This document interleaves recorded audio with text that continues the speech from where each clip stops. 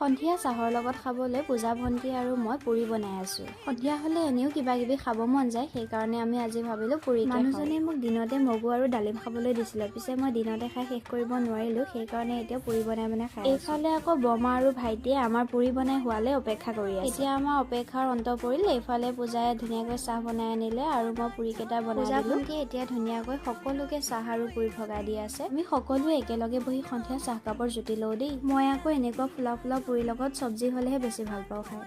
মানুহজন আজি মাহঁতৰ ঘৰলৈ গৈছিলে যে, এয়া মৰমতে মায়ে ছজনা, মানিমুনি, কচু এইবিলাক শাক গোটাই দি পঠিয়াইছে। এইফালে আকৌ বমাহঁতেও মোনা ভৰাই মোৰ বাবে শাক পাচলি লৈ আহিছে। ঘৰতে লগা অমিতা, লাও, কলডিল আৰু বহুত কিবা কিবি। বমাহঁত যিহেতু আমাৰ ঘৰলৈ বহুত দিনৰ মূৰত আহিছে, সেইকাৰণে মায়ে ৰাতিৰ ভাত সাজ ধুনীয়াকৈ বনাইছে।